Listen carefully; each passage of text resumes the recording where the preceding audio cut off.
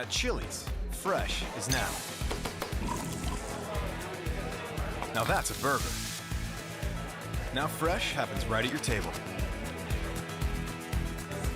Now there's something new. If you haven't been here lately, maybe now would be a good time.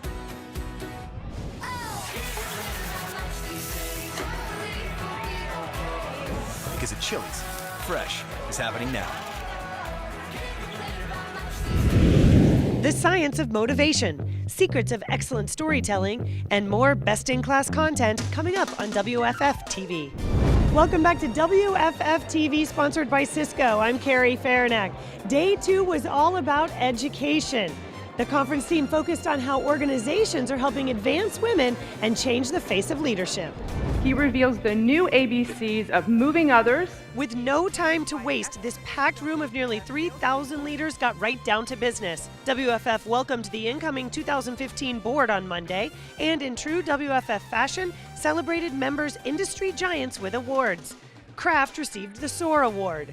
From there, best-selling author Daniel Pink provided a dose of inspiration and insight with his talk on the science of motivation. If-then rewards, again, they're great for the simple and short term, but for the complex and long term, which increasingly in a world of automation is what more people on the job are doing, we need a new approach. Pink told the crowd that while money is a motivator, if-then rewards should only be used for simple and short-term work. He broke down the science into these ideas to increase motivation. First, autonomy. If you want people to be more engaged and perform at a higher level, give them more autonomy. Also, mastery. Look for ways to help people become better at their work. Finally, give your team members a purpose. Why is the cheapest performance enhancer? Show people the contribution they're making and they will perform better. Each week have 2 more conversations about why and 2 fewer about how. Leaders love telling people how to do stuff, but they give short shrift to why you were doing it in the first place. Have 2 more conversations about why and you'll see an uptick. From there, attendees dove right into the day's education sessions. This one tackled the anatomy of an awesome story. Speaker Kendra Hall offered simple steps to mastering the art of storytelling. She illustrated how stories have the ability to change brain chemistry, increase attention, focus, empathy, and emotion. She encouraged attendees to open and end with a story in order to make what they have to say more memorable. Hall added that instead of boasting about accomplishments or passions, tell stories that illustrate who you really are. Attendees walked away with incredible takeaways. One was even moved to tears. I'm so fortunate to be here. I am telling you, this was a life-changing experience. If it stopped right here, I can leave this conference with something that I didn't have before that I can carry into every area of my life. You need a person, a place, or some exact moment that actually identifies what that experience was. I never thought about telling a story in that way. You think about telling stories and you just start talking, but you actually have a strategic approach to how to tell a story and make it impactful so you can influence people's lives. Choose story one time in a day where they would otherwise have given advice or delivered information or made a pitch. If they would just pause for once in a day and choose to offer that information or make that pitch through a story, that's it. 4 generations in one boardroom, from traditionalists to millennials. How to bridge the generational divide was center stage in an engaging session with Lynn Lancaster. Not long ago, and this kind of crusty senior banker came up to me and he said, you know, I have always had an open door policy.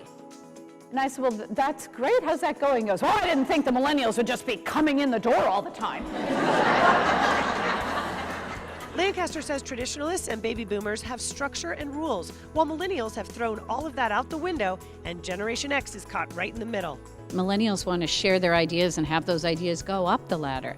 Sometimes baby boomers don't want to share if there's an issue or a roadblock in public, but a private conversation might be better.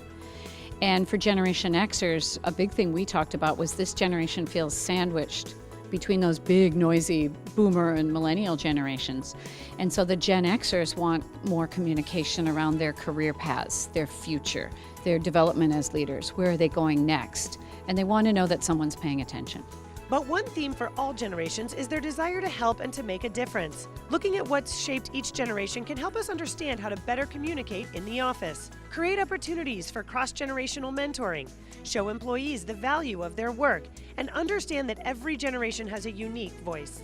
I'm a baby boomer and we kind of skipped Generation X.